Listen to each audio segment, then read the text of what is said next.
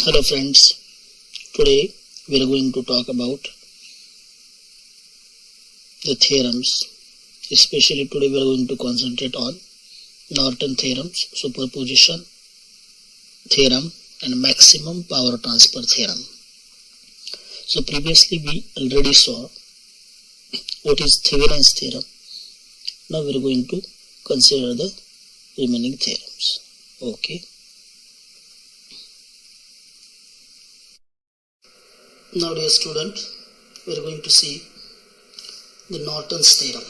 As we already saw what is Thevenin's theorem, now we are going to talk about Norton's theorem.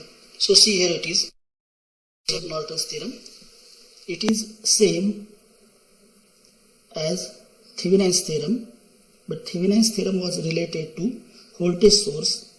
Here it is related to current source. So it says, statement is same, that any two-terminal linear network containing sources of EMF and resistors can be replaced by an equivalent circuit consisting of constant current source in parallel with single resistor Rn.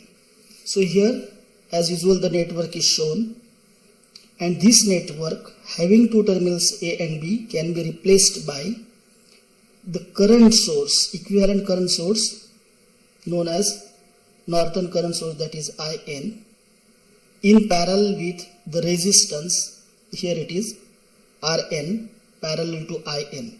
So in Thevenin's theorem it was a voltage source in series with RTh, but in this case understand that it is a current source IN in parallel with effective resistance Rn. So here we are going to see the actual network. So see, here we already saw the network. In case of Thevenin's theorem, we considered the same network in which there it was a voltage source along with resistances. There were two terminals and we are taking output across these terminals. So in that case, now same network we are using, but we are applying Norton's theorem to find out the equivalent current source. So that you should remember. So here, in this case, we can see that here we have already seen while studying Thevenin's theorem that in this network current IL, which we saw, is equal to V into R2 divided by R1 plus R2 divided by RL plus R1 R2 upon R1 plus R2. That expression we already saw. Second important thing regarding to this circuit, when this current IL flows, what is the value of A and B, that also we determined, and that is VAB is equal to V into this V into R2 divided by R1 plus R2 into RL divided by RL plus R1 R2 upon R1 plus R2. Now we are using the same network, so IL is known and VAB is known. Now when we are applying this Norton's theorem to this circuit to find out equivalent circuit, we are going to get, so here it is Norton's equivalent circuit, in which the voltage source will be replaced by a current source IN, and then equivalent resistance effective, that is when calculated, it will be in parallel with IN, that is Rn, and it will give some load current or load voltage. So here this is RL which we are connecting. So when current IL is passing through this, there will be a voltage between terminal A and B, that is VAB, that is ILRL. Now we have to prove that when we are considering Norton's equivalent circuit, do we get the same VAB as we got from this circuit and same current IL as we got from this circuit. If this equivalent circuit is giving same VAB at the output after replacing current source and voltage source by current source and this resistance by equivalent parallel resistance, we have to check whether this circuit is also giving same IL and same VAB. Okay, so now we have to first find out As we already from this circuit we saw, this is VAB and this is IL. Now from equivalent circuit we are going to find out what is the value of VAB and RAB. So that procedure we are going to consider. So here, if two circuits are equivalent, then when RL is connected between the terminals AB, Norton's equivalent circuit must receive the same voltage as above, that we know. So now we have to find out the voltage between A and B. So to find that, we know that VAB is equal to I into R.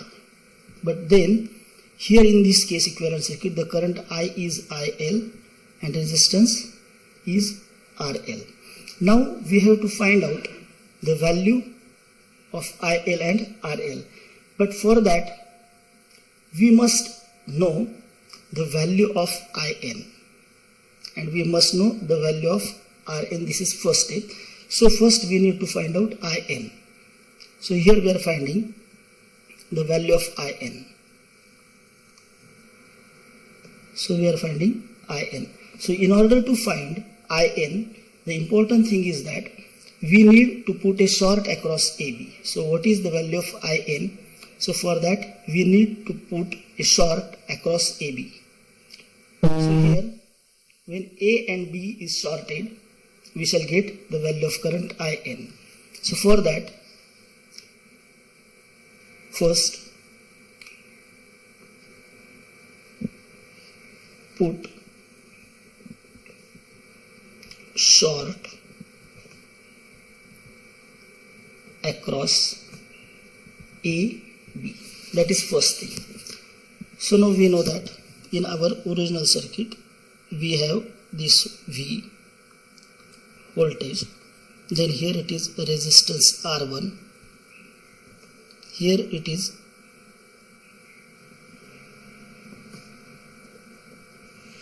R2, and when we put short across this, whatever current flowing through this is IN. Now how we can find out this? So see, when these two resistances are series and we put short, so here we get IN is equal to input voltage V divided by R1, and that is nothing but the IN. It is simply because, see here, it is when this A and B is made short, the resistance between this terminal is 0, 0 parallel to any resistance, that is 0, that means the terminal AB is shorted, and only resistance remains in the circuit is R1, so IN is equal to V upon R1. So that is the first equation we got, that in this circuit we are going to get the current IN is exactly equal to V upon R1. So remember that whenever we are going to replace this battery by a current source, then that value of current source will be IN, that you note. Okay, now we need to find out, we got IN, this thing we got, that is equal to that we got. Now we want to find out what is the value of RN. So to find value of RN, to find value of Rn, first thing we have to do that, remove the battery and replace it by internal resistance. So see, here we saw this is R1 in our earlier circuit, this is R2, and here it is a battery between this and this terminal. Now we have to disconnect the battery, okay, and put it short. Actually between these two terminals we have to connect the internal resistance of the battery, but in this case we are going to consider that is Ri is equal to 0 in this case. So here it is R1, here it is R2. So battery is shorted and replaced by 0 ohm resistance. Now what is the total resistance across terminal A and B? Okay, so that is nothing but the Norton's resistance Rn, and therefore R equivalent is nothing but it is Rn, and that is equal to these two parallel resistance, that is R1 R2 upon R1 plus R2. So this is Norton's equivalent resistance, and if you find out that, we can put that value here. So by connecting the In, which is equal to V upon R1, and Rn, which we saw that is R equivalent is equal to R1 R2 upon R1 plus R2. So now equivalent circuit can be drawn like this. Here it is the current source, that is In, that is equal to V upon R1. This is a effective current source. Then it will be in parallel with the resistance Rn, and that Rn is given by R1 R2 upon R1 plus R2, and these are the terminals across which we are going to connect the load resistance. So this is Norton's equivalent circuit. Now we got that the current given by this circuit is In. Now we have to find out the value of voltage between VAB. So in order to get that, we need to connect the load resistance, that is RL. So we are connecting this load resistance RL, and these are the terminals across which we are going to see. So now we know that what will be voltage VAB. So VAB is across RL. So some part of current, that is IL, is flowing through RL. So VAB is equal to IN into Rn times RL divided by Rn plus RL. That is from current divider theorem that we know. We already saw it. So here, but we know the value of In also, and we know the value of Rn also. So if we put that value, we know that In is equal to what? In is equal to V upon R1, and Rn that we already saw, that is R1 R2 divided by R1 plus R2. So this way, putting that values, we get VAB is equal to V divided by R1, that is In, into V times,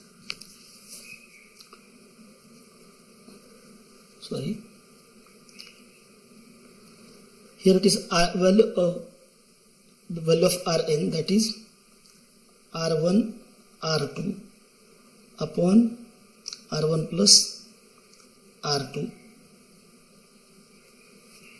into RL divided by R1 R2 upon R1 plus R2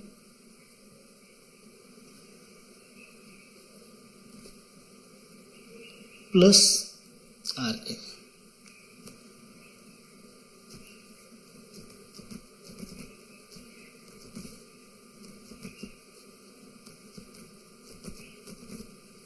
So this is, or we can say it is nothing but VAB is equal to E times R2 divided by R1 plus R2 into RL divided by R1 R2 upon R1 plus R2 plus RL. And we know that whatever value of this VAB we have got, that we already saw the same value in network while considering the Thevenin's theorem, and it proves that the VAB which we are getting across load resistance using Norton's equivalent circuit is same as whatever voltage we got in the original network. So this proves that the Norton's theorem. Now we are going to consider how in practical problem the circuit can be Nortonized. So here we are going to see Nortonize given circuit.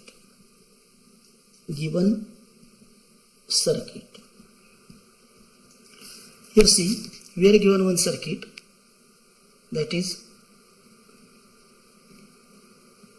this is voltage source V is equal to 10 volt, which is connected to say resistance R1, that is equal to 4 ohm.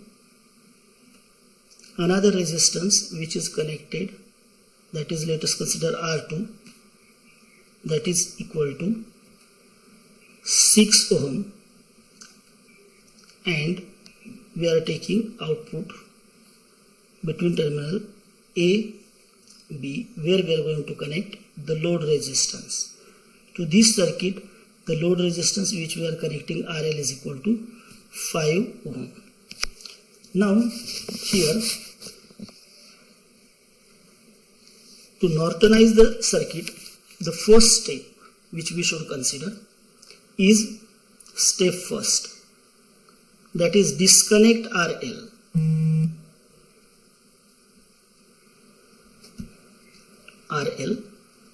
And short terminals A, B. So now here we can see, in this case, if we short it, we are going to disconnect RL, okay, and we are going to short the terminal AB. So what is going to happen? Due to this voltage, some current will flow here, part of the current will flow through this and part of the current will flow through this. But between A and B, the resistance is 0, so 0 parallel to 0.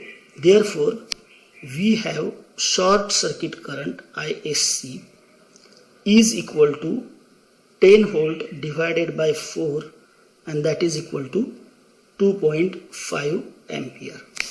But remember that the short circuit current which we have got is nothing but the Norton's current. So we can say that is ISC is equal to IN, that is equal to 2.5 ampere. This way we can find out the value of current in the current source. Okay. Step second.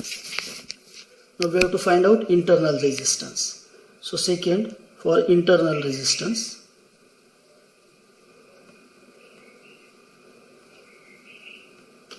instead of say internal resistance, Norton's resistance.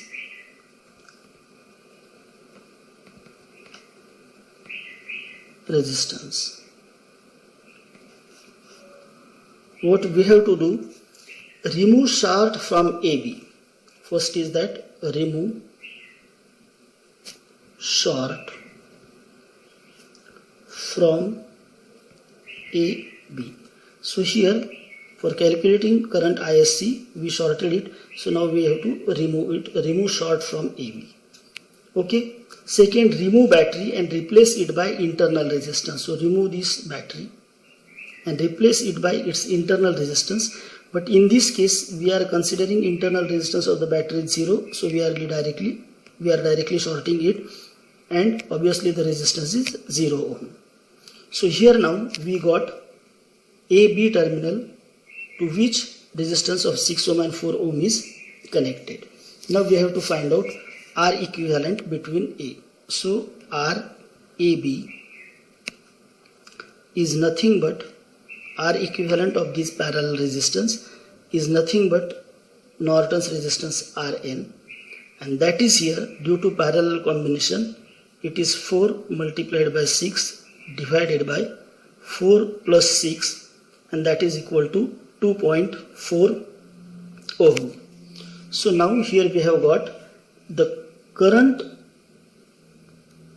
here we have got the current source value IN is equal to 2.5 and Norton's resistance value 2.4 ohm. So we can draw equivalent circuit, that is,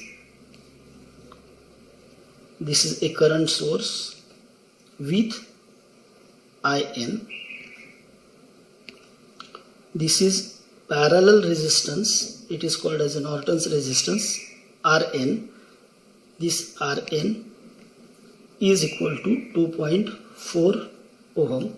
IN is equal to 2.5 ampere, and this is terminal AB.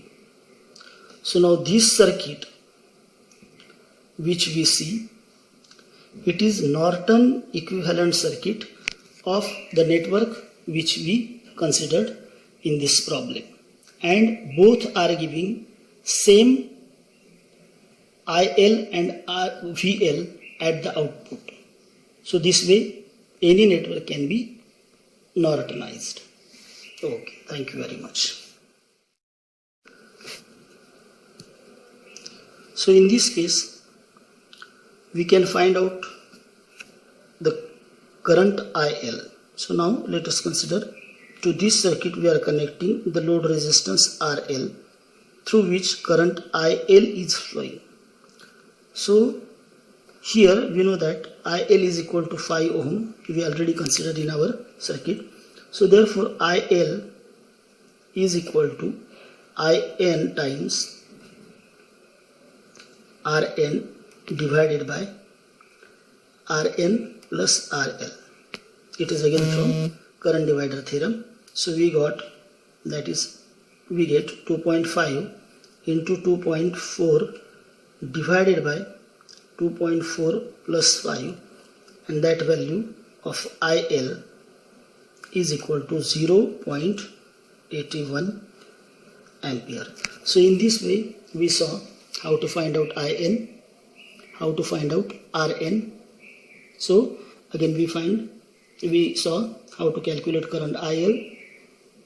So from IL and RL we can find out what is VAB.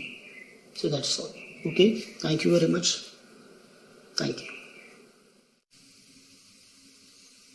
So we are going to consider the first theorem, that is a superposition theorem.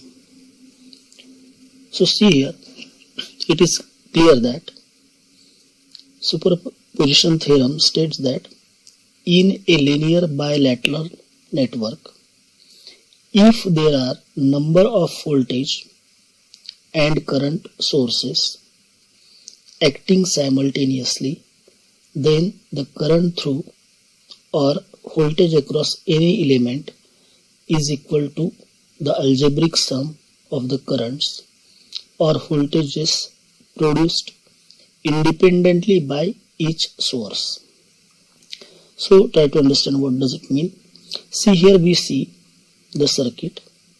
Now in this circuit it is shown that this is one voltage source and this is another voltage source. That means there are more than one voltage sources and there are several resistances. Now if you want to find out the current or voltage across any resistance, let us consider, we are going to consider the voltage between point B and E. So in this case, superposition means battery E1 will give, due to battery E1 there will be certain voltage across BE. Similarly, second battery is also present, so some voltage will appear due to battery E2, and that is a concept of superposition theorem. So see here, if there are number of voltage and current sources acting simultaneously, that means these two voltage sources are acting simultaneously in the circuit on each resistance, then the current through or voltage across any element is equal to algebraic sum of the currents or voltages produced independently by each source. So concept is this: how much voltage will be there across this resistance, then consider as if E2 is absent and only E1 is present in the circuit. So whatever voltage will appear due to E1 plus second time we are going to consider E1 is absent and only E2 is present. So due to that some voltage will appear. So total voltage will be addition of the two independent voltages due to battery E1 and battery E2. That is basically a superposition theorem. Same case is with current also. So now let us consider the voltage which is appearing between terminal B and E according to Kirchhoff's voltage law. So what things are given, let us consider first. In this circuit, this is battery E1, this is point A, between A and B resistance is R1 and current I1 is flowing through it. Between point B and C, resistance R2 is there. Between C and D, second battery, that is E2 is there. Between B and E, there it is a resistance R3, which is common to battery E1 also and which is common to battery E2 also. So here see, in this case, the direction of current is conventional, that is clockwise. So from this I1 is flowing from A to B, B to C. Similarly, in this case, though conventional direction of current is clockwise, but here battery positive here, so actual in this circuit the current is flowing from positive to C, that current is I2, it is flowing to B and that I2 is also flowing through R3. So in R3 the total current will be I1, this plus I2. So that is what basically a superposition theorem. Now we'll analyze it using Kirchhoff's law, and later on we are going to apply the superposition theorem, in which we are going to see the effect of one battery at a time, and then we will try to match it. Okay, so let us consider first the loop A, B, E, F, A. So when we are going to consider, that is loop A, B, E, F, A. So in this we can see we are trying to apply Kirchhoff's voltage law, that this battery potential E1 is equal to I1 R1 plus here B and E, what will be that? That is R3 into I1 plus I2. So from this, applying from this we are getting, that is I1 R1 plus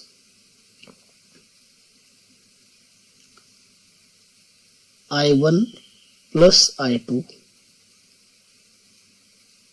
into R3 is equal to E1. So this expression we have got from this loop. So here we can say that here it is I1 R3 plus I2 R3. So we can say, write like this, that is I1 into R1 plus R3, I1 R1 plus this I1 into R3 plus I2 R3 is equal to E1.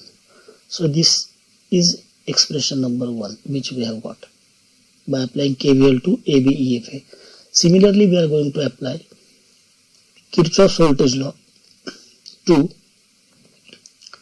loop C, B, E, D, C. So here it is C, B, E, D, C. So here applied voltage is E2 is equal to I2 R2 plus R3 into I1 plus I2. So here we are getting, that is I2 R2 plus I1 plus I2 into R3 is equal to E2. And similarly again here it is I2 R2, and here we are getting I1 R3 and I2 R3, so we can say that is I1 R3 plus I2 into R2 plus R3, that is equal to E2. So this is second expression. Now you see here we have got two equations. This is equation 1 and this is equation 2. Now we have to find out the values of I1 and I2. That is most important thing. So here you see that I1 is multiplied by R1 plus R3, and here it is I2 R3. So if we multiply equation 1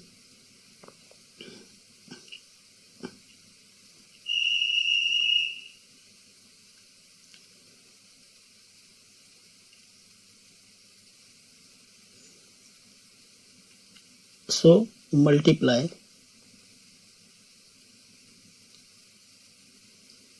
equation 1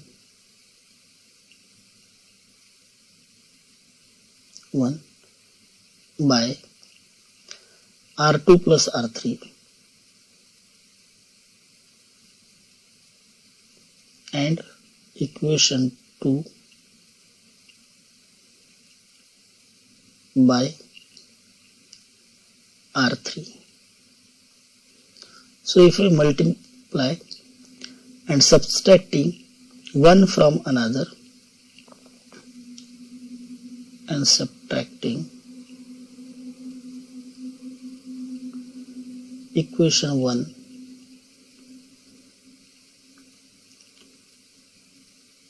and equation 2, we get that is I1 is equal to E1 R2 plus R3 minus E2 R3 divided by R1 R2 plus R1 R3 plus R3 R2. This is equation 3. So here we have got equation value of I1. Okay. So similarly multiplying equation 1. Now to find I2, equation 1 will be multiplied by R3, equation 1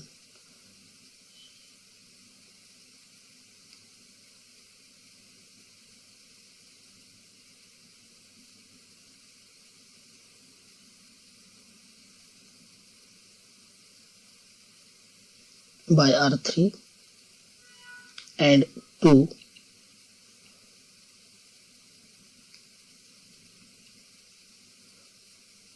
equation 2 by R1 plus R3. So we get I2 is equal to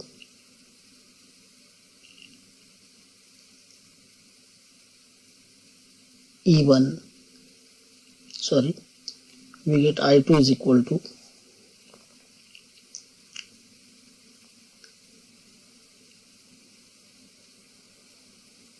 R1 plus R3 into E2 minus R3 E1 divided by R1 R2 plus R2 R3 plus R1 R3. So this is equation 4. So here we got the value of I1 and I2. Adding equation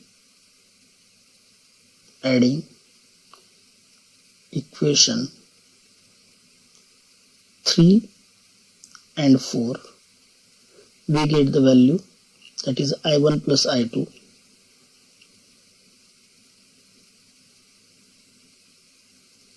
is equal to E1 R1 plus E1 R1 plus R2 R1 E2 divided by R1 R2 plus R2 R3 plus R1 R3. So this is equation 5. So remember that using Kirchhoff's voltage law, we got the current passing through this resistance, it is I1 plus I2, and we have to confirm it that using superposition theorem, that means analyzing this circuit by superposition theorem, do we get the same amount of current flowing through the resistance R3, that we have to check. Now let us analyze the same circuit using superposition theorem.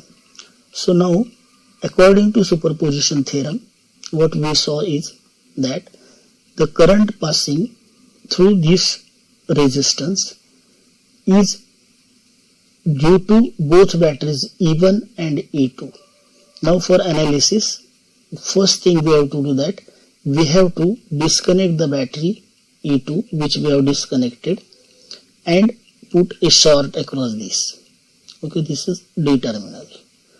Okay, and now we are first considering what current is flowing through this single battery E1 through this resistance, that we have to consider. Now we already saw the Kirchhoff's Ohm's law, Kirchhoff's voltage law and current law. So from this point of, see here it is, now due to this battery E1, the current shown is, that is from A to B, that is I1 dash plus I2 dash, passes through resistance R1.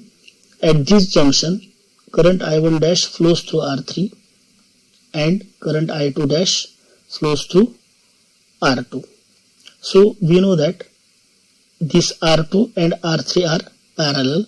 So therefore, resistance between B and D, that means these two resistances are parallel.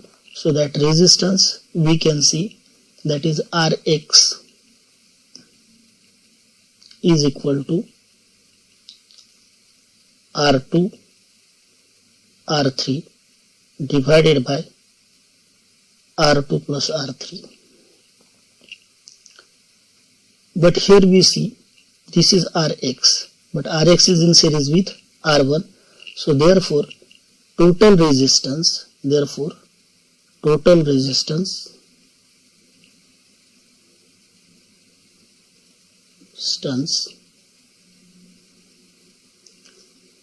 the circuit, that is RT is equal to this R1 plus this, that is R1 plus R2 R3 divided by R2 plus R3. And so from this we can find out the current. So we know voltage, we know total resistance in the circuit, and we know the current. So current in the circuit, that we know the total current is I1 dash plus I2 dash. We have considered total current I1 dash plus I2 dash square. So that is equal to, we know that I is equal to V upon R, but instead applied voltage is shown here, that is E1 divided by the total resistance in the circuit. It is R1 plus R2 R3 divided by R2 plus R3, and that is equal to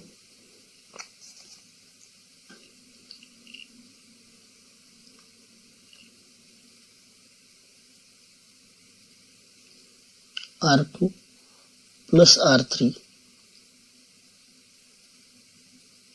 into E1 divided by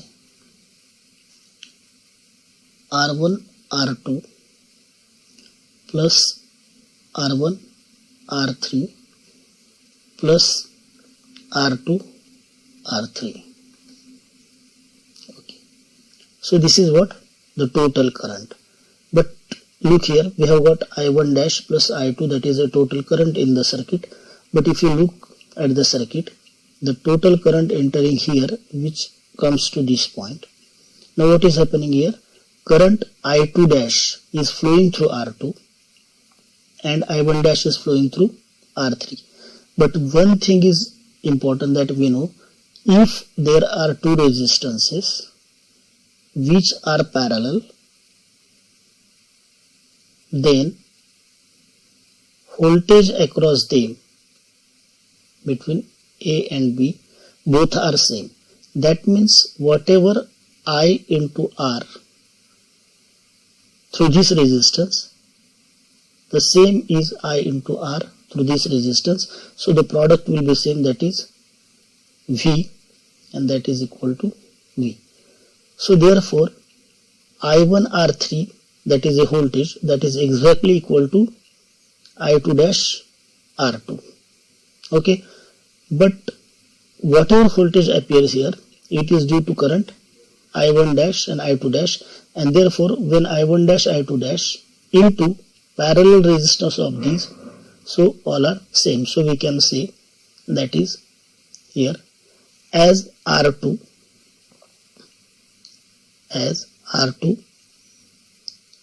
parallel to R3, we can write that is I1 dash R3 is equal to I2 dash R2 is exactly equal to I1 dash plus I2 dash into parallel combination, that is R2 R3 divided by R2 plus R3. So that we got it. So we already got the value of I1 dash plus I2 dash, that is in equation 6 that we already saw. I1 dash plus I2 dash is equal to this. So now we are going to put this value here. So we are going to get, that is I1 dash R3 is equal to I2 dash R2, that is equal to this I1 putting this value, that is R2 plus R3 into E1 divided by R1 R2 plus R1 R3 plus R2 R3 multiplied by this term R2 R3 divided by R2 plus R3, and from this we get I1 dash is equal to R2 E1 divided by R1 R2 plus R1 R3 plus R2 R3 and we get I2 dash because of we are going to compare. Remember that we are going to compare with this value with I1 dash R3 also. From that we are going to get I1 dash, and here it is I2 dash. So I2 dash is equal to R1 E1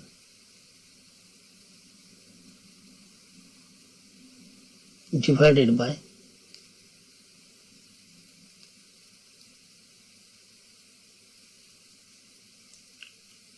R1 R2 plus R2 R3 plus R1 R3. So we got the value of I1 dash and I2 dash. So here we got I1 dash and I2 dash when only E1 voltage source was present and E2 was absent. Now we are going to consider that E2 is present and E1 is absent. So in this case, look at the structure that current I1 double dash plus I2 double dash is total current. So here I2 dash double dash is flowing through R1 and I1 double dash is flowing through R3. So that you should remember. Okay, so same kind of procedure we are going to adopt. So here it is I1 double dash plus I2 double dash is equal to,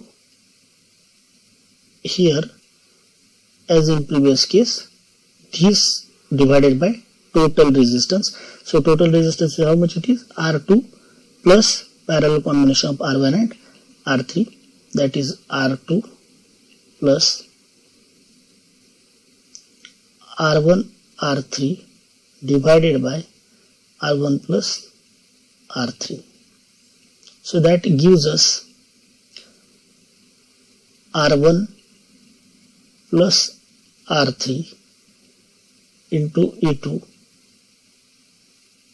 divided by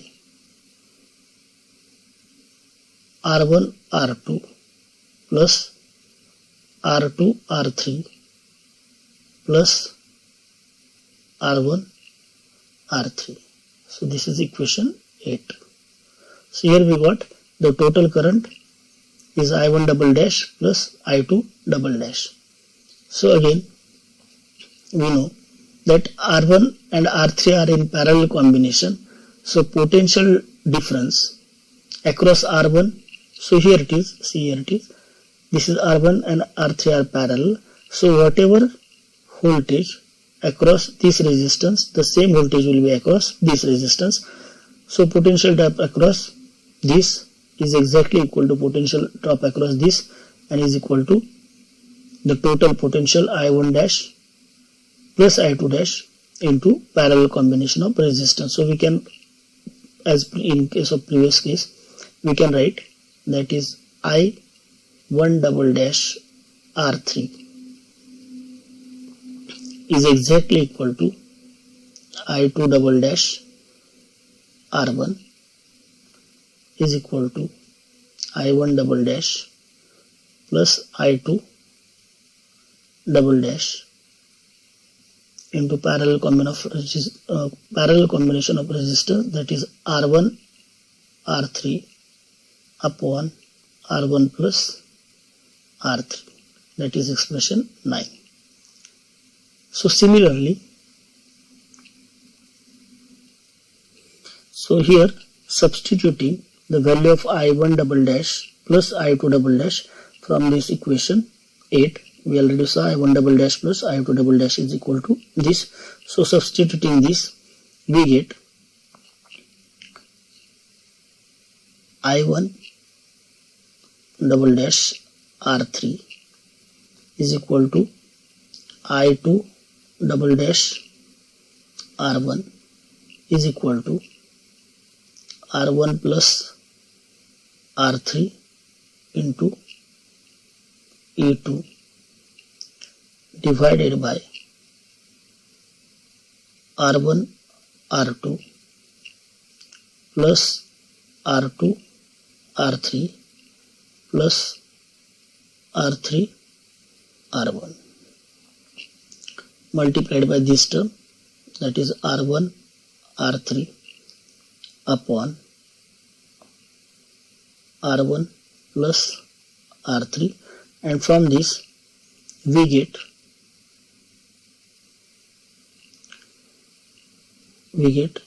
I1 double dash is equal to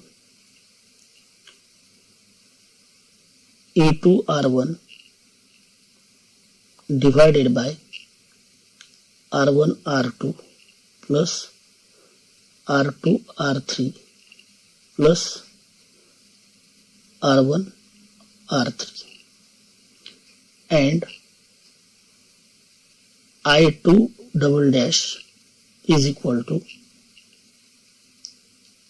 E2 R3 divided by similar R1 R2 plus R2 R3 plus R1 R3.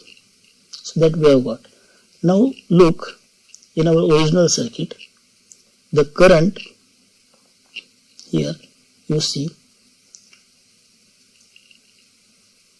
So here we are having current in R3 is I1 plus I2. Now in this case here it is I1 dash, and in this case it is I1 double dash. So if we add these two, I1 dash, sorry, this is here it is,